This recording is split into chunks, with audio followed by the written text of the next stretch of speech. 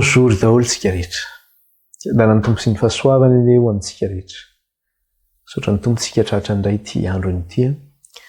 Fa tsika nosy hiara-hianatra ny tenin'ny tompo. Mbola faly ihany tsika mbola tafahoana indray andinika sy hianatra ny tenin'ny tompo. Mahavariana ihany tokoa ilay sy mahazo indrina. Fa zava-miafina ilay tenin'Andriamanitra. Ary ny zavatra hitantsika eto amin'ny Apokalypsy ito zany. Dia zao hoe tsy kely ilay boky fa be dia be ny zavatra tenenin'ny tompo amintsika anatin'ilay izy. Ary any amin'ny Baiboly iray manontolo no ampahafantaran'ny tompo antsika ilay fahamarinana zany hoe nisy an'izao zavatra zao, nisy an'izao zavatra zao. Ka ino no resahantsika farany hoe Jesosy niditra tao amin'ny voninahiny. Fa agagana ange ny zavatra nasehon'ny tompontsika teto. Ka ino no amin'ny tianantsika kely ny lesona amin'ny tiany ity alohan'ny antsika ny azo hanohizana indray hoe inona ny mbola zavatra nitranga teo amin'ny seza fiandrianana io zany. Iara hivavaka tsika ray, saotra ny tompo amin'izao fotoana izao ary metraka izao hipelan-tanan'Andriamanitra. Vavaka tsika. Tompo Ray masina sy tsara indrindro, mankalaza anao zay midera anao ary manome voninahitra anao. Eny mananatra avy ny anaranao zay rehetra amin'izao ko mandrakizay. Halleluja, halleluja. Voninahitra ny eo amin'ilay mipetraka eo ambony seza fiandrianana, voninahitra ny eo an'ny zanak'ondry ilay mpamonjy anay. Halleluja, halleluja. Misaotra anao zay raha io, ratrindray ity fotoana maraina ity. Ahafahanay hiara-hianatra ny teninao sy andinika izany. Noho ny fahasoavanao no mbola natoy izao anay. Na ny fotoana izay omenao anay, na ny fahasalamana izay omenao anay, na ny fitaovana izay mety hoentinay mampita izao fampianarana izao na inona ny fampianarana. Noho ny fahasoavanao ihany koa mbola hanomezanao ny fiainana izay misy anay tsirairay avy. Isaorana ianao raha izay rehetra trango eo amin'ny fiainanay sy izay rehetra nomenao anay. Ary misaotra anao ihany koa izany amin'izay rehetra mbola ho ataonao aminay. Eny Andriamanitra ray, ny teninao manambara manao hoe miara-miasa ny zavatra rehetra, ahasoa izay tianao. Jehovah, raha nisy ilay tompo fahotana vitanay, ka mbola tsy nifonanay taminao, dia hifonanay aminao ankehitriny. Mamindrafo aminay ray io, mamelà ny elokay renao. Mihaikeliko tao anatrehanao zany amin'ny elokay sy ny fahotana rehetra izay vitanay teo anatrehanao. Mankataka aminao zay Kristy io, diovy amin'ny ranao zay ho afa-pahotana. Sasao amin'ny ranao zay ho afa-keloka. Eny tsisy miafina aminao, ny ao am-ponay sy ny ao an-tsainao, ny ao an-tsainay tsirairay avy ao. Amin'ny eloka izay keny eo anatrehanao sy ny tsy fahamarinanay rehetra. Miaiky izay efa mpanotany, miaiky izay efa manao izay meloka eo anatrehanao isan'andro, kanefa Andriamanitra ianao dia Andriamanitra mahatoky. Ka dia mifona tompony amin'ny tsy fanateranay. Mifona Andriamanitra ny amin'ny tsy fahatokinay. Mamindrafo aminay ry mamelà ny elokay renao. Ka aoka Jesosy ilay rahanao no angatanay, anadio sy anasanay. Hanafaka anay amin'ny fahotana sy ny tsy fahamarinanay rehetra. Angataka aminao ihany koa izay raha io, tafiany fanahinao ny izay. Masina izay ho masina satria masina ianao. Eny ny fanahy koa dia mila angatahana satria ny teninao manambara manao hoe nareo na dia ratsy ary mahay manome zava-tsoa ny zanakareo. Fa vao maika fandrainareo izay ny an-danitra no angatahanareo ny fanahy masina, moa ve tsy hanomenareo izany mamem-pona izy. Dia aoka ray ny fanahinao hirotsaka aminay amin'ny fahafianoana. Anamasinanay sy tantananay ho amin'ny marina rehetra. Miofaindreny izay ray, miofatahorana filoanao izay. Soratra ao am-ponay ny lalànao ray atao avy ao an-tsainay. Aoka ny Andriamanitra ho hamarinina amin'ny finoana izay fa tsy ho hamarinina amin'ny asa. Dia raina mandrakizay ny anaranao ray. Dia ampelantananao no metrahanay ny fampianarana ny teninao Andriamanitra, mba tsy hisy harombaka izay ampelantananao. Dia aoka Andriamanitra ray ianao niady anay fa angina izay. Aoka ilay fanahinao mahery no hiasa amin'ny fahafianoana amin'izao fampianarana izao.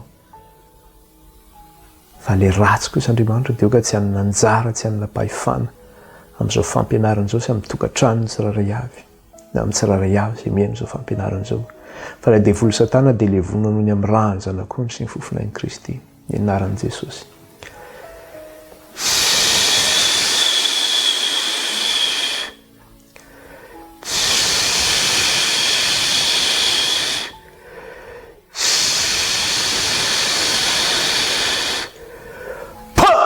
ravy satana no ny am'raha ny zanak'ondry sy ny fofinain'i Kristy. Tsy manana anjara amin'ny tokantranony tsirairay avy, tsy manana anjara amin'ny fahasalaman'ny tsirairay avy, tsy manana anjara amin'ny fifandraisana amin'ny tsirairay avy na ny fampitana zao fampianarana zao. Dia rainy ianao Andriamanitra kalazainy naranao any. Dia mangataka aminao zay raha io. Mampianarana iray ny teninao amin'ny alàna fanainao masina. Fa vonin-kiheny raha io izay mpanomponao. Ary farany raha io dia tsaronay ireo izay marary. Maro ny aretina, maro ny tsy salama, maro ny aretina izay mahazo ny tsirairay avy ihany. Na amin'ny lafininina zany, na amin'ny lafininina izay tsy voatononay fa ianao mahalala. Ka iny Andriamanitra ireo marary ireo. Ireo izay mihaino izao fampianarana izao. Ireo izay mitaraina aminao mangataka fanasitranana isan'andro. Ianao Andriamanitra ny fitarainan'izy ireo ka mamindraha fo amin'izy ireo ny ianao. Ko mangataka aminao Jesosy io, aoka ny le diakapoka taminao le fanasitranana anay. No anasitrananao rehetra izay marary ny tokantranao dia ho sitrana ny marary. Ko mandidy izay aretina rehetra mahazo ny tsirairay avy ao ka voatony ny tsirairay avy amin'izao fotoana izao. Tonono ny aretina izay mahazo anao, inona mahazo anao, inona tompo zany. Ko mandidy izay aretina voatonona rehetra io. Ary raha misy tsy mahatonona ary dia ianao tompo malala izany. Dia aoka Jesosy le diakapoka taminao, le manasitrana ny aretina rehetra ny no anasitrananao ny aretina rehetra izay mahazo ny tsirairay avy ny tokantranao dia ho sitrana izy. Aoka Jesosy le diakapoka taminao, le manasitrana ny aretina rehetra ny anasitrana ny aretina rehetra izay mahazo ny tokantranao dia ho sitrana izay marary. Dia rainy ianao Andriamanitra ray, ankalazainy ny anaranao mena voninahitra ianao ray. Dia mampianarana iray ny teninao amin'ny alàna fanainao masina fa vonin-kely izay vahoakanao. Dia aoka raha ianao isandratra fa zay hetra. Ny anaran'i Jesosy na nyratana izany vavaka izany raha itao anatrehanao, alleloia. Amen. Irositsika ary. Ina moa ny resantsika farany zany fa ny resaka zany tsika mikasika an'ilay Jesosy nitsangana teo volin'ny seza fiandrianana. Zany hoe teo ny lohan'ilay mipetraka ambony seza fiandrianana. Dia izy ilay nitsangana teo ambony lohan'ny seza fiandrianana zany hoe Kristy zany io. Izy ilay zanak'ondry tahaka ny vonoina teo lohan'ny seza fiandrianana. Dia inona ny zavatra hitantsika nefa mikasika an'ilay fanatrehan'i Kristy eo anatrehan'ilay seza fiandrianana dia ny zavatra hitantsika teo dia zao hoe io sary hitantsika io zany dia io zany le zavatra niseho tamin'ny andro Pentekosta zany. Izay nijoroan'ny apôstôly Petera vavolombelona. Le hoe tsy nomena ny fanahy masina raha tsy miditra ao amin'ny voninahiny Kristy. Ka rehefa nitsofoka tao amin'ny voninahiny zany Kristy dia nanao ahoana? Nirotsaka tamin'ny andro Pentekosta ny fanahy masina ary nijoro vavolombelona tamin'izany ny apôstôly Petera nanao hoe Kristy izay nasanatran'Andriamanitra tamin'ny maty iny dia izy no efa nomen'Andriamanitra ny fanahy ozy izy izay varenareo sy tsapanareo sy hitanareo izao ozy izy ny asany. Dia nirotsaka ny fanahy masina tamin'ny andro Pentekosta. Ary hitantsika zany fa inona le sarin'ilay zanak'ondry. Ilay zanak'ondry dia zao hoe manana tandroka 7 izy ary manana maso 7 izy. Dia inona le maso 7? Dia le fanahy 7n'Andriamanitra izay irahana makany amin'ny tany rehetra. Zany hoe teo amin'ny zanak'ondry zany nahitana le fanahy 7n'Andriamanitra izay irahana makany amin'ny tany rehetra. Ka le zavatra hitantsika eto zany le sérémonie eto zany par rapport araka ny zavatra niresantsika farany zany dia zao hoe le fametrahana ny Kristy ho mpanjaka zany io. Eo any koa mantsy le hoe manana tandroka 7 izy. Izy le mpanjaka ny mpanjaka sy tompony tompo. Ary ny fanjakan'Andriamanitra no maharitra mandrakizay ka tsy hodim-biasina. Satria rehefa tonga ny aparany ihany dia omenana izy. Omenan'ilay mipetraka eo ambony seza fiandrianana sy omenan'ny zanak'ondro izy ny fanapahana mandrakizay. Izay no mampanjaka ny mpanjaka sy tompony tompo azy zany. Ka io zany fanjakana tsy miasa izay mahatonga ilay izy hoe tandroka 7 zany amin'ny fahafenona sy amin'ny fahataterahana. Dia inona ihany koa no zavatra hitantsika zany mikasika an'io dia ny zavatra hitantsika ihany koa zany dia zao hoe nisy boky ihany koa teo tanan'ilay mipetraka eo ambony seza fiandrianana. Ary ilay boky nipetraka eo ambony tanan'ilay mipetraka eo ambony seza fiandrianana dia nomenana izy. Nitomany jaolina zany satria hoe tsisy nahavaky ilay boky na tany an-danitra na tetỳ tany na tany ambanin'ny tany. dia nitomany Jaune izy anao manina vita many io boky dia aza mitomany ianao fa indrozy izy ilay solofony Davida ozy izy avy amin'ny fireneny Joda ozy izy no afaka andray ny boky sy hamany tombo-kaseny. Dia izy io solofo io fa ilay solofony Davida io fa Jesosy Kristy zany araka ilay faminaniana izay nomena any Joda zany teo amin'ny zanak'Israely satria Joda dia zanak'Israely. Dia Jesosy anefa izy ilay solofony Davida zany hoe izy ilay taranaky Joda zany satria ny dadany Jesosy dia Josefa anefa dia taranaky Davida anefa taranaky Joda zany. Dia Jesosy ilay afaka mandray ny boky sy afaka maly tombo-kasehany zany. Jesosy zany io afaka mamahy fandraisantsika teto mikasika an'iny zavatra iny. Dia ny zavatra hitantsika ihany koa dia zao hoe le sary eseho eto ihany koa zany amin'ity seremonia ity zany dia fanehoana zany le fametrahana an'i Kristy ho mpanjaka. Satria izay mihitsy le sary eseho zany tamin'ny androny any Moyen-Orient taloha tany zany amin'ny faritra Arabia iny zany, faritra Iraka iny, faritra misy ny Israely, faritra misy ny Iran iny zany. Tamin'izany fotoana any amin'ireny toerana ireny zany dia rehefa misy apetraka ho mpanjaka dia inona ny zavatra misy zany ny fomba atao amin'izay zany dia zao hoe omena boky izy dia ao anatin'iny boky iny misy bokin'ny fanekena zany ataon'ilay mpanjaka vaovao zany amin'izay nametraka azy amin'izay fanjakana izay zany. Dia izay nefa efa fomba tamin'izay teo amin'ny zanak'Israely ihany koa dia hitantsika efa nisy zavatra zay. Raha misy mpanjaka vaovao amin'ny Israely dia misy zavatra zay. Ary rehefa nifidy ihany koa ny vahoakan'Andriamanitra, ny mifidy any zanak'Israely Andriamanitra ho vahoakany rehefa tonga teo amin'ny tendrombohitra Sinay izy dia nanao an'izay fanekena izay tamin'ny vahoaka ihany koa Andriamanitra alohany nanao azy hoe olompo ianareo zany. Ka eo no resantsika kely amin'ity an'ity zany satria misy fifandraisany be zany le fametrahana ny zanak'Israely ho vahoakan'Andriamanitra tao anatin'ilay fanekena teo amin'ny tendrombohitra Sinay sy ilay nametrahana ny Kristy ho mpanjaka zany. Misy fifandraisany lehibe zany izy io. Dia jerentsika kely anie mikasika an'izay zany jerentsika eo amin'ny Exodosy 7:20 sy 20 no miresaka an'izy io. Inona moa zavatra resahana io zany amin'ny Exodosy 7:20 sy ny 20 zany. Dia vao mamakytsika zany eo amin'ny soramandry eo amin'ny andininy eo amin'ilay eo ambonin'ilay 7:20 tsy ovakitsika daholo moa ilay 7:20 sy 20 zany fa vao maka ny soramandry tsika dia zao no teneniny hoe ny nitobiany zanak'Israely teo amin'ny efitra Sinay sy ny fanekena nataon'Andriamanitra taminy sy ny fanekena nataon'Andriamanitra taminy. Ity nefa ty mena boky zany le mpanjaka fanekena zany contrat d'alliance zany. Dia eto nomena inona zavatra nisy dia hoe ny fanekena zany ahoana izy ny fanekena nataon'Andriamanitra tamin'ny zanak'Israely zany rehefa tonga teo amin'ny ambanin'ny tendrombohitry Sinay zany ny zanak'Israely. Ka inona ny zavatra nisy teo ary nomena boky ihany koa zany ny mena document zany raha zay ny azy io lazana anazy. Zay moa zany hoe boky no ilazantsika. Mena boky ihany koa zany ny zanak'Israely izay misy soratra zany amin'ny lafiny anankiroa. Dia fanekena izay nataon'Andriamanitra tamin'ny zanak'Israely io. Dia raha mijery koa tsika eo amin'ny Apokalypsy dia jereo fa inona ilay boky nomena. Ilay boky ihany koa dia misy soratra amin'ny lafiny roa ihany koa ilay boky izay nomena an'ilay zanak'ondry. Dia resantsika kely eo amin'ny Exodosy 2:30 izy miresaka an'izay zany satria manomboka eto amin'ilay 7:20 zany miresaka ilay fanekena zany. Dia aty amin'ny 2:30 izy dia zao no teneniny zany. Satria mitohy hatraty amin'ny 2:30 mantsy ny zavatra nomenany zareo taorian'ilay fanekena zany. Dia 5:20 sy ny 4:20. Exodosy 2:30, 5:20 sy ny 4:20. Dia zao no vaky ny teny amin'ny anaran'i Jesosy. Dia ahoana izy?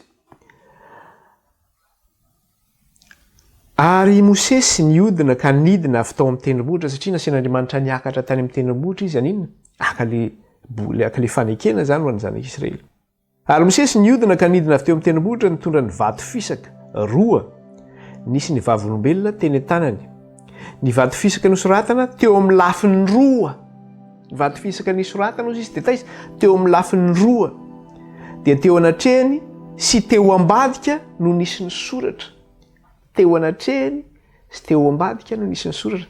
Le vato fisaka nomena zany zay misy ny fanekena nataon'Andriamanitra amin'ny zanak'Israely dia zao. Nanao izy izy nosoratana teo amin'ny lafiny roa izy. Dia teo anatrehany sy teo ambadika no nisy ny soratra. Ary ny vato fisaka dia asan'Andriamanitra. Ary ny soratra dia soratr'Andriamanitra. Voasoratra teo amin'ny vato fisaka ao izy. Zany hoe Andriamanitra mihitsy nanao ny soratra zany. Asan'Andriamanitra le izy. Dia amin'ny lafiny roa nisy ny soratra.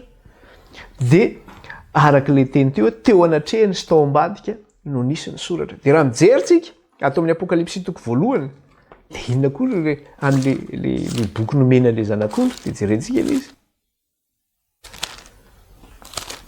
Satria zany eo zany le hoe fametrahana ny Kristy ho mpanjaka dia nomena boky ihany koa zany Kristy. Dia nisy soratra ihany koa ilay izy dia jerentsika ilay izy. Vakitsika andininy voalohany dia ahoana izy toko 5 ny andininy voalohany. Ary hitako fa indro nisy boky voasoratra tao anatiny sy teo ivoany voapetaka mafy tamin'ny tombo-kase 7 teo an-tanana ankavanan'ilay mipetraka teo ambony seza fiandrianana. Ahoana izy? Ary hitako fa indro nisy boky voasoratra teo anatiny sy teo ivoany voapetaka mafy tamin'ny tombo-kase 7 teo an-tanana ankavanan'ilay mipetraka eo ambony seza fiandrianana tao anatiny sy teo ivoany izy. Amin'ny lafiny roa koa zany misy soratra ihany koa zany ity boky ity. Zay zany le manao zany tsika mampifandray zany tsika hoe inona mampifandray le fanekena nataon'Andriamanitra teo amin'ny zanak'Israely. Ny fanekena nataon'Andriamanitra tamin'ny zanak'Israely tany amin'ny tendrombohitra Sinai sy ny fanekena ihany koa amin'ny alalan'ny Kristy zany. Ary io fanekena natao amin'ny Kristy dia misy ifandraisany amintsika be dia be mihitsy io. Misy ifandraisany amintsika be dia be mihitsy zany izy io. Dia zao ny teneniny ato koa inona koa zany zavatra mampifandray eto, zavatra hitantsika eto ihany koa. Zavatra hitantsika ihany koa zany teto satria ilay zanak'ondry zany eo anatrehan'ny seza fiandrianana. Dia inona ny zavatra hitantsika eo amin'ny seza fiandrianana? Misy feona andro mara eo, misy feona kotrokorana eo. Zay zany ny zavatra hitantsika eo. Dia rehefa nanao fanekena teo amin'ny zanak'Israely ihany koa Andriamanitra, zany hoe teo anatrehan'Andriamanitra ny Israely zany, dia nisy inona ihany koa? Nisy feo sy kotrokorana ihany koa teo. Nisy feona anjo mara ihany koa zany teo. Exodosy toko 5:10. Zany hoe fandresantsika kely ihany izy io taloha averenantsika kely fa tsy maninona zany satria anatin'ny lesona daholo ihany zany. Exodosy toko 5:10 dia ny andininy 9:. Dia ahoana izy amin'ny andininy 9:. Dia zao no vaky ny teny amin'ny anaran'i Jesosy. Ary noho tamin'ny marain'ny andro fahatelo, zany hoe rehefa niona satria niomana 3 andro ny zanak'Israely dia tonga ny andro fahatelo iona amin'Andriamanitra zany izy, hiditra amin'ilay fanekena amin'Andriamanitra. Dia hoy izy. Ary noho tamin'ny maraina amin'ny andro fahatelo dia nisy kotrokorana sy elatra ary rahona matevina teo amin'ny tendrombohitra. Ary nisy feon'anjomara mafy indrindra dia torakovitra ny olona rehetra izay teo an-tomby. Ninona? Nisy kotrokorana, nisy elatra, nisy feon'anjomara mafy indrindra hoy izy, torakovitra ny olona. Dia rehefa nomena ilay fanekena nataon'Andriamanitra, ny tenenin'Andriamanitra ilay izy zany, nomena ny zanak'Israely, dia torakovitra ny olona sady mbola nisy ihany io feo sy kotrokorana io zany sy feon'anjomara. Toko 20 ndraiky 9:20. Dia ahoana izy? Ary ny olona rehetra nandeha ny kotrokorana sy feon'ny anjomara, ary nahita ny elatra sy ny tendrombohitra ny voatsetroka, ary noho nahita zany ny olona dia torakovitra izy ka nijanona teny lavitra teny. Nandrehan'izany zany ny olona rehetra sy nahita n'izany. Torakovitra indrindra izy, kotrokorana, tselatra, feon'anjomara. Dia hitantsika io le tao amin'ny Apokalypsy toko 4 satria eo anatrehan'ny seza fiandrianana misy ny zanak'ondry. Dia eo amin'ilay andininy voalohany izy, inona ny zavatra resahany io? Toko 4 andininy voalohany. Dia zao no vaky ny teny amin'ny anaran'i Jesosy. Rehefa afaka izany dia hitako fa indro nisy varavarana ny voa tany an-danitra. Ary ilay feo voalohany izay fariko dia tahaka ny trompetra niteny tamiko. Ny feo izay henoko voalohany izy dia tahaka ny trompetra niteny tamiko. Io ilay trompetra zany. Dia aty amin'ny andininy 5 izy dia zao no teneniny. Toko 4 andininy 5. ary nisy tselatra sy feo ary kotsokorana nivoaka teo amin'ny seza fiandrianana, ary nisy elatra sy feo ary kotsokorana nivoaka avy teo amin'ny seza fiandrianana. Tovy zany le sary eseho eto zany. De jery ihany koa tsika, inona ny zavatra nisy? Ny zavatra hitantsika eto ihany koa dia zao, nasena niakatra Jaonina. Aninona? Ahita ilay fanambaran'Andriamanitra. Ahita, naseho anazy ilay fanambaran'Andriamanitra, nasena niakatra izy zany eo amin'ny seza fiandrianana. De jereo ihany koa, nasena niakatra ihany koa Mosesy any amin'ny tendrombohitra Sinai. Andray an'io zany fanambaran'Andriamanitra io. Jerentsika kely atao amin'ny Jaonina le izy, ao amin'ny Exodosy aloha jerentsika. Exodosy. Jerentsika indray Exodosy toko fahasivy amby folo andininy faharoapolo. Exodosy toko fahasivy amby folo andininy faharoapolo. De zao no vaky ny teny amin'ny anaran'i Jesosy. Exodosy toko fahasivy amby folo ny andininy faharoapolo. Ary Jehovah nidina nakeo an-tendrombohitra Sinai, de teo tampony tendrombohitra. Ary Jehovah niantso any Mosesy ankeo an-tampony tendrombohitra, de niakatra Mosesy. Nampanantsona nasena niakatra teny zany, iona amin'Andriamanitra. Nasena niakatra teny izy. De ato amin'ny Apokalypsy zavatra hitantsika de mitovy ihany koa zany le zavatra hitantsika eo amin'ny Apokalypsy toko 4:1. Nasena niakatra ihany koa Jaonina zany. Hoe nisokatra ny lanitra, io ny zavatra niresahantsika teo. Apokalypsy toko 4:1. Rehefa afaka izany dia hitako fa indro nisy varavarana ny voa tany an-danitra. Ary ilay feo voalohany izay fareko dia tahaka ny an'ny trompetra ny teny tamiko hoe miakara ty dia asehoko anao izay zavatra tsy maintsy tonga ho avy ratsy izay. Miakara ty dia asehoko anao izay zavatra tsy maintsy tonga ho avy ratsy izay. Nasina niakatra mihitsy zao zany anehoana le zavatra tsy maintsy ho avy ratsy izay. Dia nakarina koa nefa zany Mosesy hitantsika teo zany, andray zany ilay fanambaran'Andriamanitra ihany koa. Nakarina ho any an-tendrombohitra ihany koa Mosesy andray ilay fanambaran'Andriamanitra ihany koa amin'ilay fanekena ho an'ny zanak'Israely. Jereo tsara le fifandraisan'ilay izy. Inona ihany koa ny zavatra hitantsika? Naninona nefa ny zanak'Israely nasena niona tamin'Andriamanitra teo amin'ny tendrombohitra Sinai, nasena niomana izy dia hoe iona amin'Andriamanitra. Satria hitsofoka amin'ilay fanekena zany izy. Dia rehefa hitsofoka amin'ilay fanekena izy, inona ny tanjon'Andriamanitra amin'ilay fanekena? Inona ny tanjon'Andriamanitra? Hoe hitsofoka amin'ny fanekena fotsiny nareo dia zay. Fa misy zava-dehibe ao anatin'io fanekena io. Dia eo amin'ilay andininy toko 7:1 no ataitsika an'izay. Exodosy toko 7:1 dia andininy 1. Exodosy toko 7:1 dia ny andininy 1. Vakitsika amin'ny anaran'i Jesosy. Exodosy toko 7:1 ny andininy 1. Dia zao zavatra teneniny eto. Dia ho fanjaka mpisorona sy ho firenena masina ho ahy ianareo, ireo tenin'ireny holazainao amin'ny zanak'Israely. Zany hoe rehefa mitsofoka amin'ilay fanekena zany ilay zanak'Israely dia inona ny tanjon'Andriamanitra? Dia ho fanjaka mpisorona sy ho firenena masina ho ahy ianareo, ireo tenin'ireny holazainao amin'ny zanak'Israely. Izay zany ny tanjon'Andriamanitra amin'ny fampitsofoana ny zanak'Israely eo anatin'ny fanekena. Ny zavatra misy eto koa nefany, inona ny zanak'ondry omenany io boky io? Zany hoe Jesosy tonga amin'ny voninahiny io, inona no zavatra nataon'ny Kristy zany? Inona ihany koa ny zavatra nataon'ny Kristy? Izy tonga teo amin'ny voninahiny io.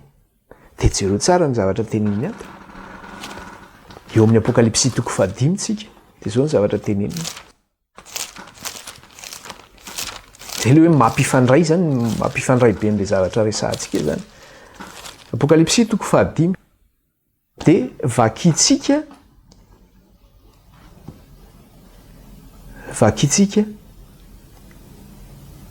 vakitsika mihitsy manomboka amin'ny andininy 7 tsy maninona, andininy 7 sy ny 10. Dia zao ny teneniny eo. Ary ny hira firam-baovao izy ka nanao hoe mantsy ny amin'ny Kristy zany. Ianao no mendrika aka ny boky sy amaly ny tombo-kaseny, maninona izy no mendrika aka ny boky sy amaly tombo-kaseny? Maninona izy no mendrika? Dia tohizantsika ilay teny.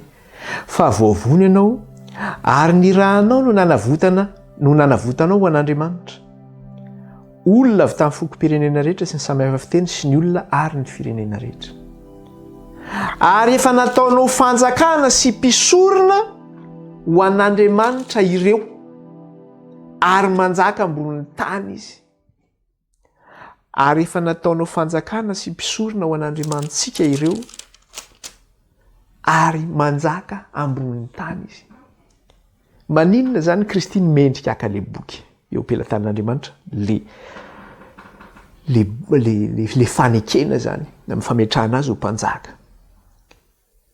Dia satria nahoana ny rahanao no nanavotanao olona ho an'Andriamanitra avy tamin'ny fokom-pirenena sy ny samihafa fiteny.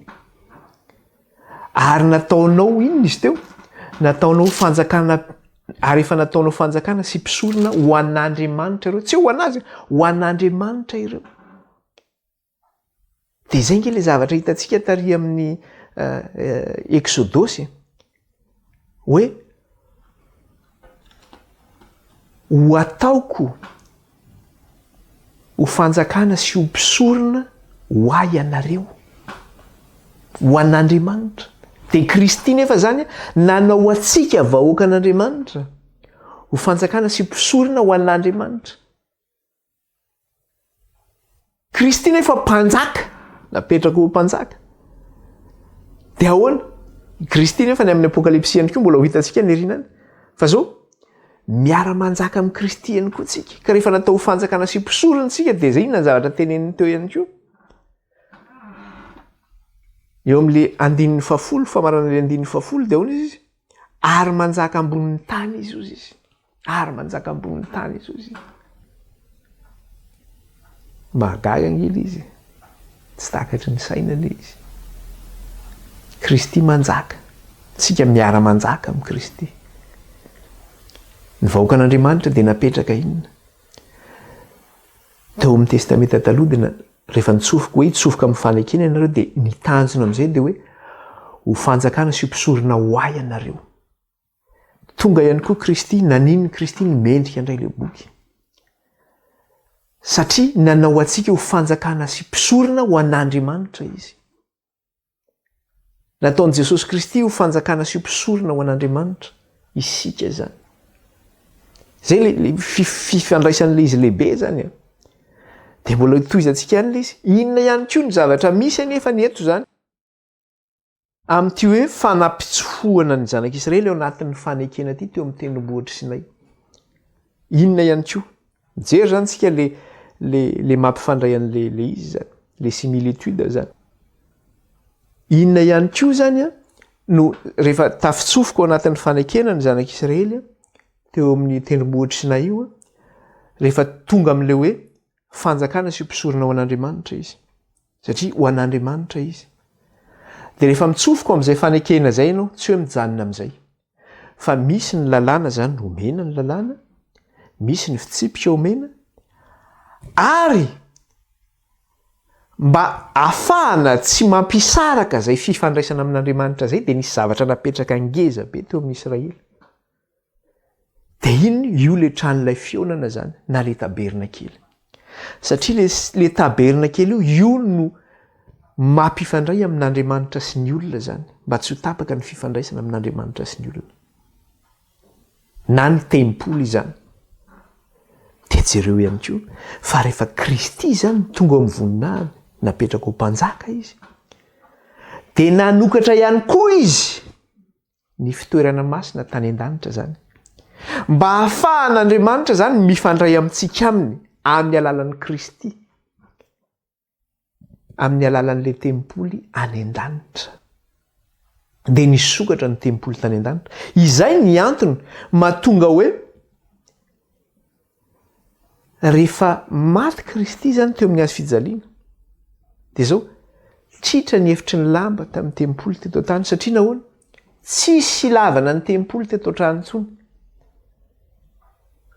Satria amin'ny alalan'iny rahan'i Kristy iny zany rehefa hiditra any amin'ny voninahiny zany Kristy dia zao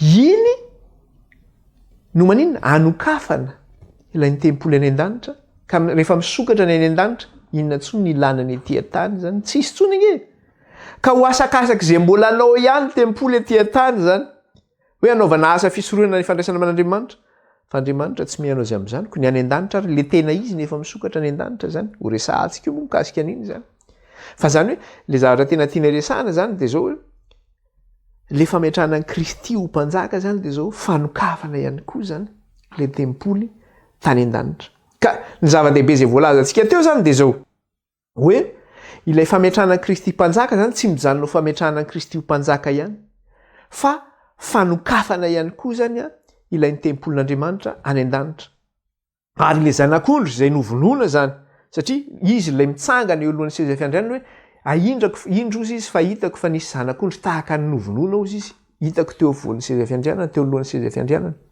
ka le sarin'le zanak'ondry vonoana io zany de sarin'le Kristy vao novonoana hoe sakrifie zany mbola voavony zany Kristy hoe voavony zany zanak'ondry voavony hoe novonoana natao sakrifisy zany natao fanatim-panavotana zany zay mantsy izy zay le zavatra hitantsika teo amin'le Apokalypsy toko 5:5 verenantsika kely le 5 manao hoe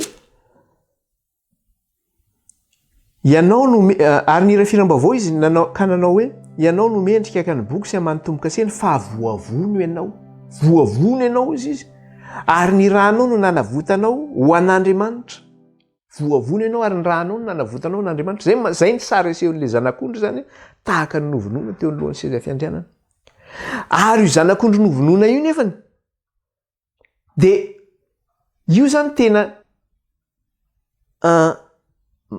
mifandray be mihitsy amin'ny fanokafana ny fitoerana masina satria rehefa nanokafana ny fitoerana masina teto tany zany de zao tsy maintsy namono zanak'ondry na zanakomby na zanakosy tsy maintsy nisy biby natao fanatitra zany teo zay vao nisokafana ny tempoly teto tany ka raha ohatra ny sokafana tahaka an'izay raha ny teto tany de tsy maintsy nisokafana tamin'izay koa le tany an-danitra de le raha tena izy no nanokafana le tany an-danitra le raha tena afaka manao fanavotana ho atsika no nanokafana le tempoly tany an-danitra de jereo tsy aty amin'ny Hébreu izy no miteny an'izay hoe zay no nanaovana ny teto tany de raha zay raha nanaovana ny teto tany de manahoana kosa ihany koa zany ny any an-danitra Hébreu toko 5:7 Hébreu toko 5:7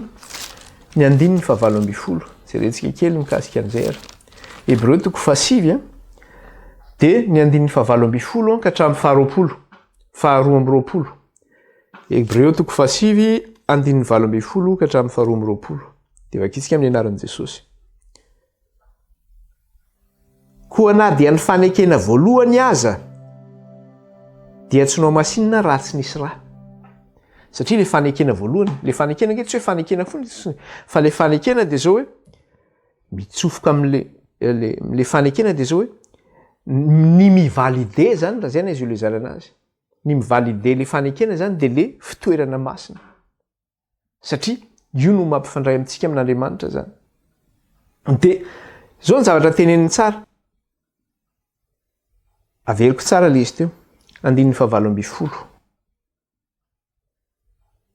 koa na dia ny fanekena voalohany aza dia tsy noa masina raha tsy nisy raha ary rehefa voalaza ny Mosesy tamin'ny vahoaka rehetra ny didy rehetra araka ny lalàna dia nalaina ny razanak'omby sy ny ranosilay mba amin'ny rano sy ny volon'orjaky sy ny sopa ka nafafiny tamin'ny boky sy ny vahoaka rehetra averiko tsara le izy teo fa rehefa voalaza ny Mosesy tamin'ny vahoaka rehetra ny didy rehetra araka ny lalàna dia nalainy ny ranozanak'omby sy ny ranosilay mba amin'ny rano sy ny volon'ondry-jaky sy ny sopa ka nafafiny tamin'ny boky sy ny vahoaka rehetra zany hoe nalainy tamin'ny sopa zany iny sy tamin'le volonosy de nafafiny le raha tamin'ny vahoaka de nafafiny ihany koa tamin'le boky de toizantsika le vaky teny de hoy izy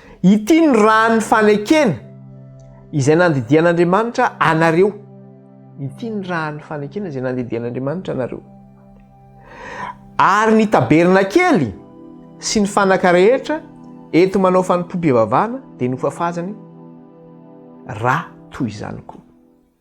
Izany hoe tsy ny olona, satria ny olona miditra amin'ilay fanekena amin'Andriamanitra zany, ka rehefa miditra amin'ny fanekena zany ianao dia nomena ny lalàna, nomena ny fitsipika, dia nomena ihany koa ny taberna kely mampifandray n'Andriamanitra amin'ny olona.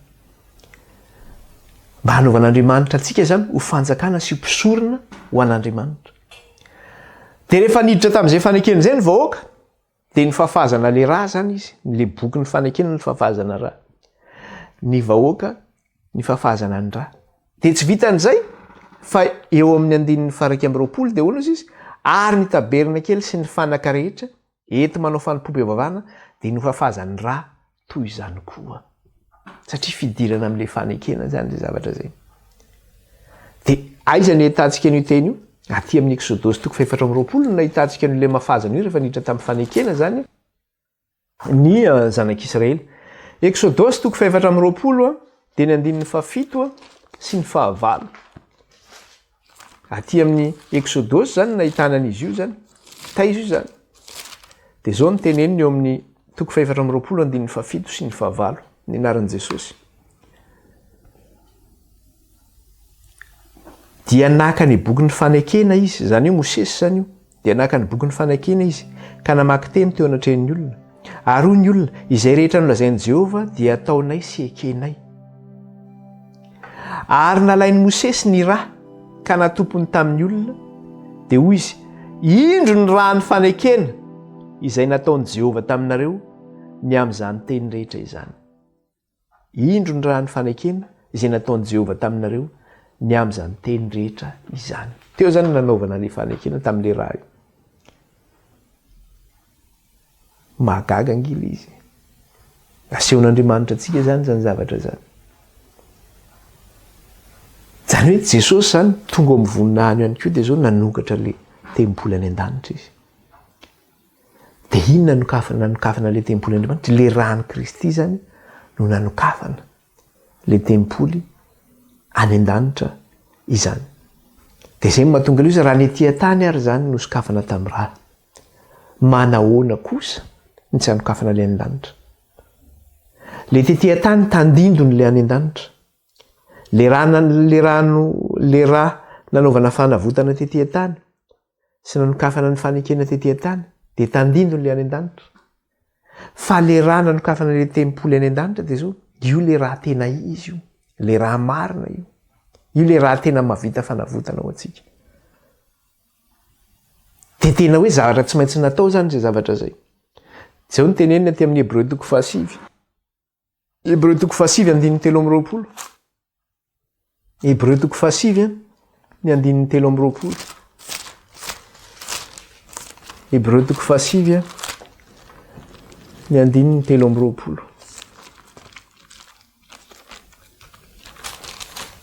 5:7 dia ny 7. Ny anaran'i Jesosy.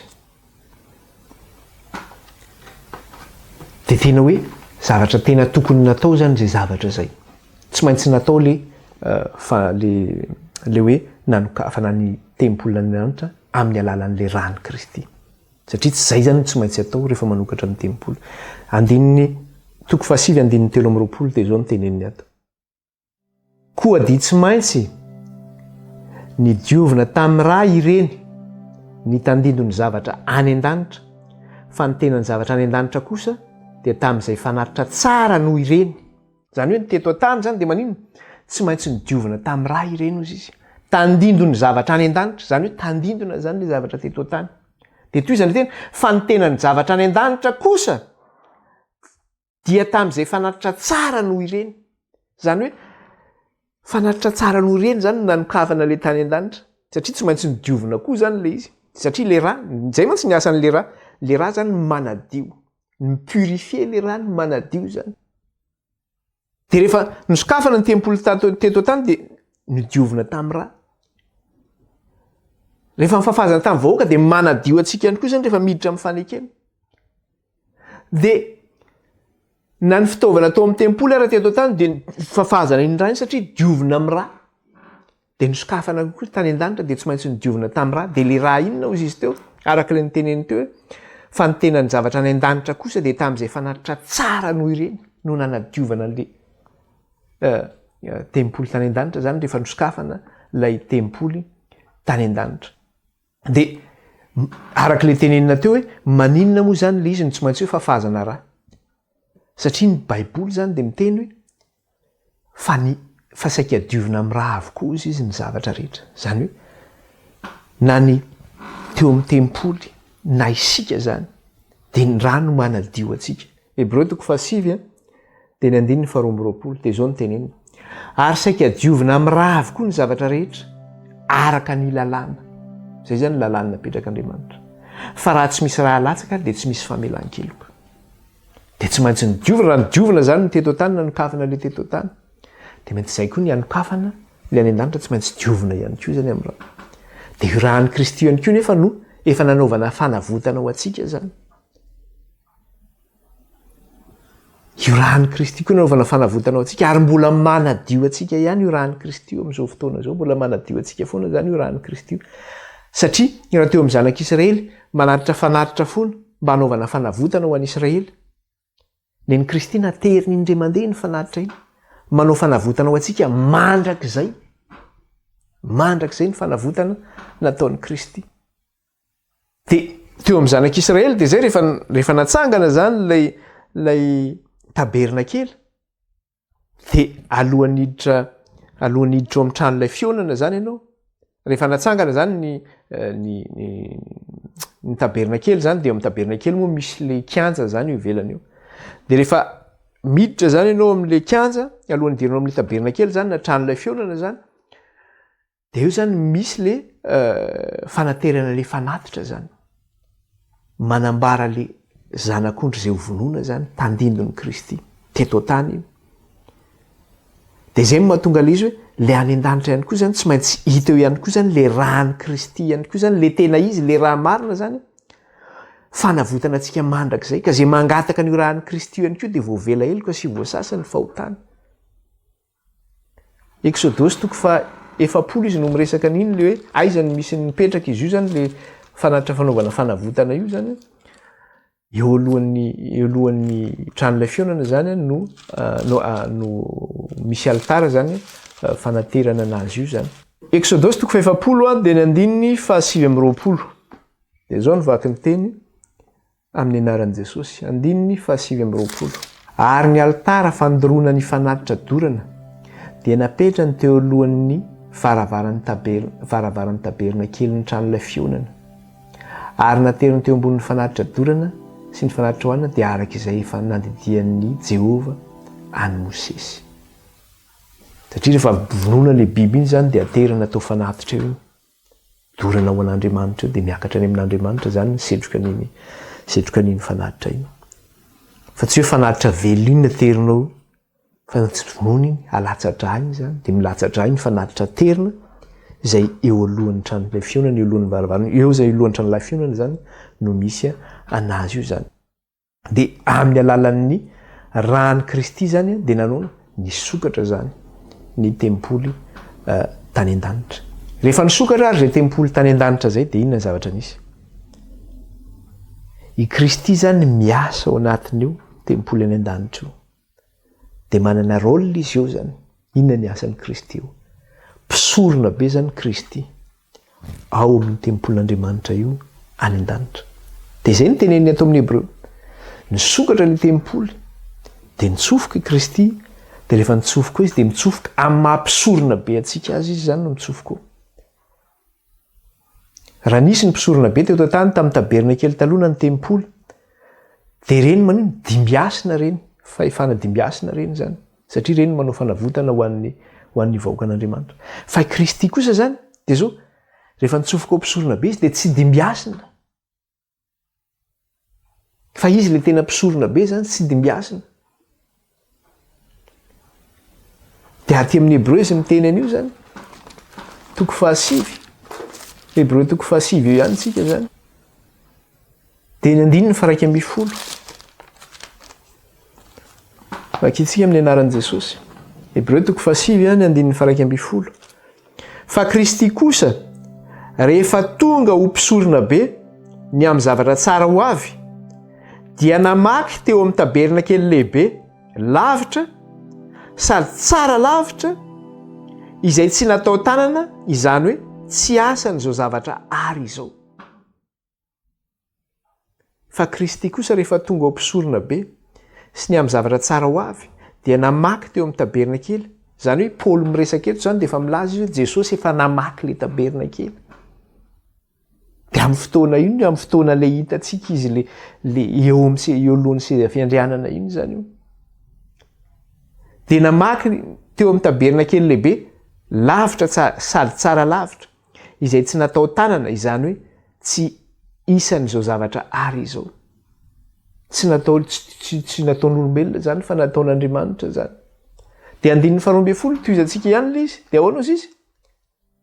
Ary tsy mba nitondra rano sy lay sy ranjan'akomby izy, fa ny rahany tenany dia niditra indray mandeha ho any amin'ny fitoerana masina ka nahazo fanavotana mandrakizay. Izy zany rehefa nitsofoka any an-danitra any dia tsy rano sy lay na ranomby lay ny netiny, fa ny rahany tenany ny netiny. Izay no mahatonga antsika nahita an'ilay zanak'ondry eo alohan'ny seza fiandrianana tahaka ny voavono. Ary tsy mba nitondra rano sy lay na ranjan'akomby izy, fa ny rahany tenany dia niditra indray mandeha ho any amin'ny fitoerana masina. Niditra indray mandeha ho amin'ny fitoerana masina. Etỳ tany ny mpisorona be dia zao miditra indray mandeha isan-taona izy manao fanavotana ho an'ny zanak'Israely isan-taona. Izany hoe raha misy manota zany amin'ny zanak'Israely ao anatin'ny ataontsika hoe ao anatin'ny taona zany, dia misy mitondra fanatitra izy dia mpisorona zany no manao fanavotana ho azy eo amin'ny tempoly na eo amin'ny taberna kely. Fa rehefa indray mandeha isan-taona zany dia misy mahafao be ho ny fitenenana zany, dia ny mpisorona be no manao an'iny zany indray mandeha isan-taona. Dia mamono ranjan'akomby zany izy na anaovana fanavotana zany ho an'izy, ho an'ny zanak'Israely. Fa eto izy zany tsy mba miverina hoe indray mandeha isan-taona izy, fa indray mandeha monja nanao fanavotana mandrakizay. Ka eo zany misy zavatra anankiray lehibe eo. Misy fiangonana dia milaza mihitsy manao hoe Kristy ozy izy teny le fiangonana hoe tamin'ny 470 no niditra tao amin'ny efitra masina indrindra ozy izy, nanao fanavotana ozy izy. Dia mba manontany antsika izay manao an'izany fampianarana izany, voavakintsika ve io teny io? Jereo inona ny zavatra teneniny eo? Ahoana izy? Ary tsy mba nitondra rano sy lay sy ranjan'akomby izy, fa ny rahany tenany dia niditra indray mandeha ho any amin'ny fitoerana masina ka nahazo fanavotana mandrakizay. Ahoana izy? Niditra indray mandeha. Izany hoe tsy nivoaka intsony zany izy fa ao izy. Tsy hoe mbola niala tao indray izy dia niverina indray izy rehefa avy eo. Fa ahoana izy? Dia niditra indray mandeha ho any amin'ny fitoerana masina ka nahazo fanavotana mandrakizay. Fanavotana mandrakizay ny nataony, fa tsy hoe niandro 1844 izy vao nanao fanavotana. Zay nge misy vakio ilay tenin'Andriamanitra dia hitantsika ilay izy mazava be nge zany. Dia miverina kely fa ino moa fandraisantsika eto iny 1844 iny. Misy heviny lehibe iny fa tsy io zavatra io ny resahany amin'io. Ka raha vao milaza sika hoe tamin'ny 1844 misy fiangonana milaza an'izany mihitsy hoe 1844 ozy izy Jesosy niditra tao amin'ny efitra masina indrindra nanao fanavotana, araka ohatran'ilay ataon'ilay mpisorona be tany amin'ny testamenta taloha. Satria ny mpisorona be tany amin'ny testamenta taloha dia miditra indray mandeha isan-taona ao amin'ny efitra masina indrindra manao fanavotana ho an'ny Israely. Fa Jesosy kanefa niditra indray mandeha monjy, tsy niditra hoe mbola miverina indray izy manaraka. Ary ny fanavotana izay nataony dia fanavotana mandrakizay. Ka ahoana ny lazantsika hoe mbola manao fanavotana indray izy tonga amin'ny 1844? Fa inona zany io fampitsarana ny fahotana io amin'ilay resahana amin'ilay 320 andro. Izay niresahantsika teto mikasika ilay hoe 1844. Misy heviny iny. Raha mana fotoana tsika eo anatin'ny Fampianarana Apokalypsy dia mbola resahantsika mikasika an'izay. Fa tsy izay ny resahany amin'io zany. Tsy izay ny resahany amin'io, fa tsy raha vao miresaka amin'io no niarana maka tsika teo. Hazavao areo. Diso zany tenenin' Jesosy io raha vao miteny an'izay no. Satria Jesosy dia niditra indray mandeha monja tao amin'ny fitoerana masina, tsy nivoaka tao izy. Nanao iny fanavotana mandrakizay mazava be nge zany. Fanavotana mandrakizay zany tsy mbola iverina indray izy amin'ny manaraka, tsy zay ny dikan'izay. Dia toizantsika le resaka. Dia zay zany le sary hitantsika eo. Dia mbola teneniny ihany koa izy eo amin'ny Hébreu 7:5-20 hoe tsy mbola iverina foana Jesosy hanatitra fanatitra. Fa indray mandeha monja nanaterana an'io fanatitra io. 5:20 izy mbola miresaka an'izay. 7:5-20 ny anaran'i Jesosy. Ary tsy niditra izy mba hanatitra ny tenany matetika. Indray mandeha izy nanatitra ny tenany, koa manizy mbola andeha iverimberino indray. Satria ny fanavotana dia mandrakizay no nataony. Ary tsy niditra izy mba hanatitra ny tenany matetika tahaka ny mpisorona be miditra eo amin'ny fitoerana masina isa-taona mitondra ny rahana zavatra hafa ozy izy. Io nge le zavatra niresahantsika teo reto. Jesosy zany ny zavatra nataony an-danitra dia tsy mitovy amin'ny zavatra eto tany. Tsy azontsika pitahina mihitsy le izy manao hoe ny mpisorona be niditra indray mandeha isa-taona dia tonga koa Kristy tsy maintsy hanao an'izay fanavotana izay rehefa tonga ny fotoana.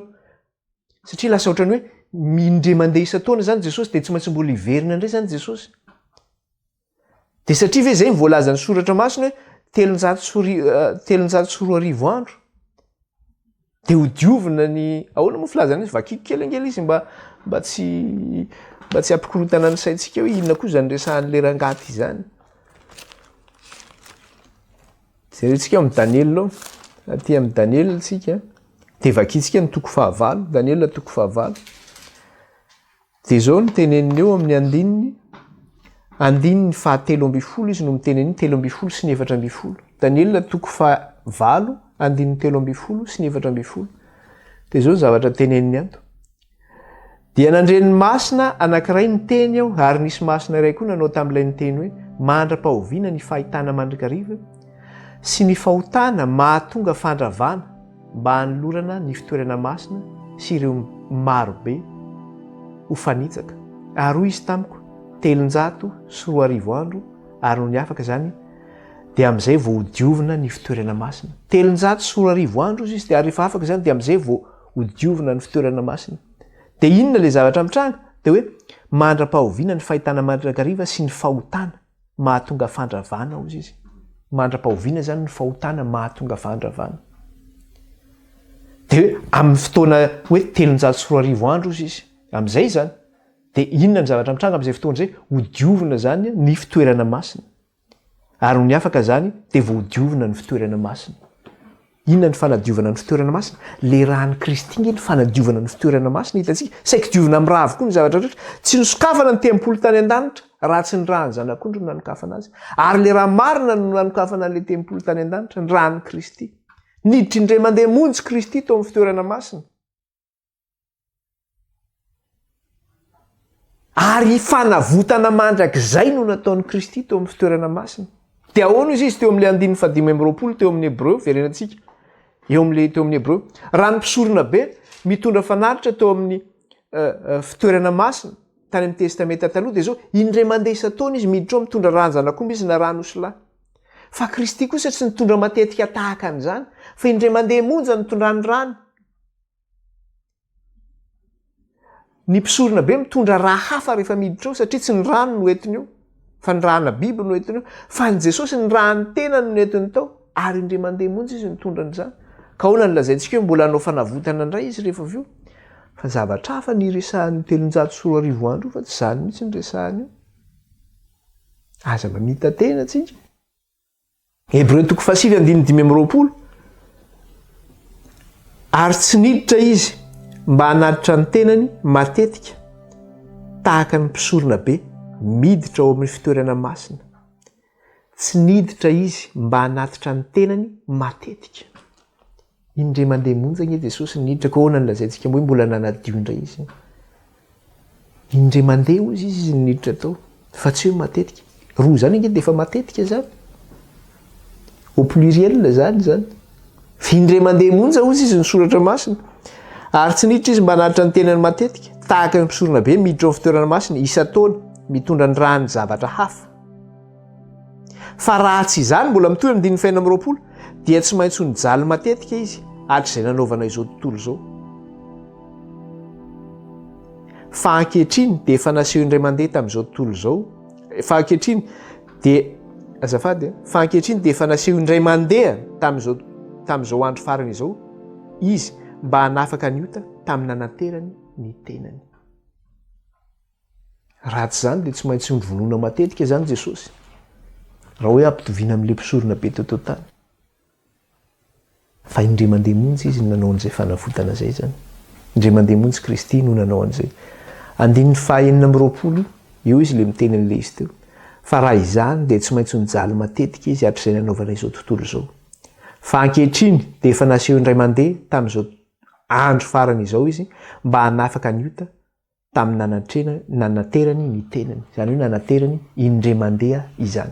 Ka rehefa avy nanatra ny tenany izy, nitsofoka eo amin'ny fitoerana masina ny an-danitra, manao miasa ao amin'ny mampisorona be azy. Ny raha izay naterany indray mandeha no fanavotana mandrakizay no nataony amintsika. Dia rehefa ao amin'ny fitoerana masina izay izy dia aiza izy no mipetraka zany? Eo an-tanana ankavanan'Andriamanitra izy no mipetraka. Satria io ilay zavatra hitantsika.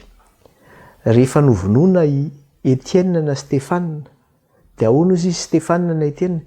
Hitako izy zanak'ondran'Andriamanitra. Mipetraka, mitsangana eo ankavanan'Andriamanitra hozy izy. Dia aty amin'ny Hébreu 9 izy dia mitenenina mihitsy. Mipetraka eo an-tanana ankavanan'Andriamanitra Kristy any an-danitra. Hébreu 9:1 sy ny 2. Io ihany tsika. Hébreu 9:1 sy ny 2. Hébreu 9:1 sy ny 2. Ary amin'izany zavatra lazaina izany dia izao no fotony. Manana mpisorona be toy izany isika. Dia ilay mipetraka eo ankavanan'ny seza fiandrianan'ny avo indrindra any an-danitra. Aiza zany no mipetraka io mpisorona be io? Eo amin'ny ankavanan'ny seza fiandrianan'ny avo indrindra any an-danitra. Eo no mipetraka Kristy zany. Any ny toerana misy an'i Kristy. Ka mbola tsy vita mikasika an'iny fotoanantsika tapitra. Raha mbola tohizana etonay dia mbola lava be.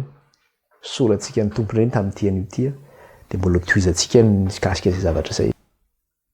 Dia raha sitrapon'Andriamanitra dia amin'ny heriny mety tapitra antsika ty toko 5 ity zany mikasika ilay seza fiandrianan'Andriamanitra sy ny zavatra izay mitranga teo indrindrandrindra moa ny fametrahana ny Kristy zany ho mpanjaka sy ho mpisorona be zany. Tsy vitany hoe napetraka ho mpanjaka Kristy, fa ny rahan'i Kristy zany no nanokafana ilay tenimpolo tany an-danitra. Dia rehefa manao fanavotana ho antsika Kristy eo amin'ny tenimpolo any an-danitra io, fanavotana mandrakizay, ary nanatitra ny rany indray mandeha izy, indray mandeha monja, ka io rahan'i Kristy io no manavitra antsika. Mila angatahana zany io rahan'i Kristy raha mbola tsy nangataka an'izany rahan'i Kristy zany ianao anaovana fanavotana anao, fa hoe nangataka fotsiny hoe mamindrafo amiko tompo mamelana eloko. Fa rehefa mivavaka ianao ka mangataka famindram-posy famelan-keloka, rehefa niay keloka dia angatao io rahan'i Jesosy io hanadio anao, satria io no manao fanavotana aminao. Araka ilay tenenina teo saika adiovina amin'ny raha avokoa ny zavatra rehetra.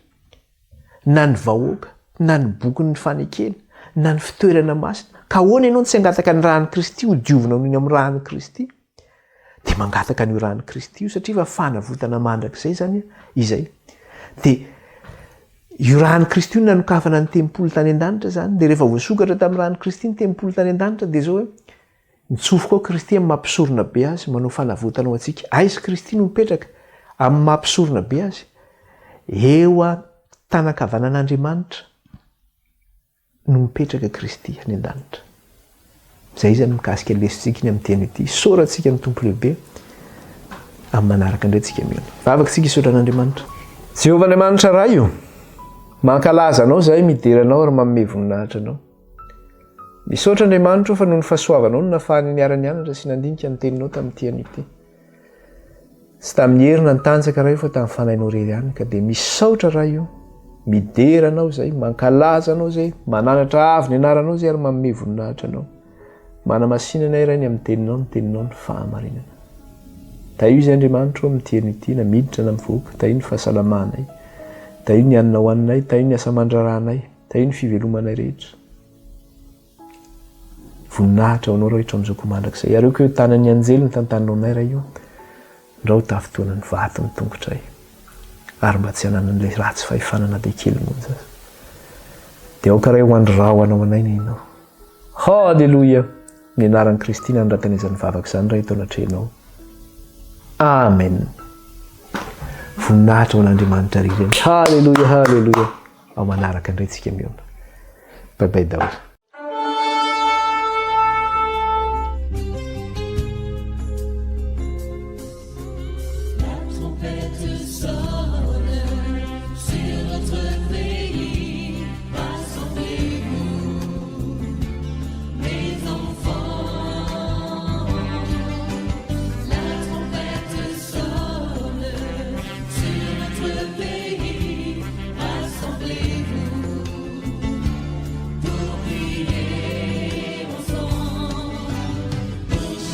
Ma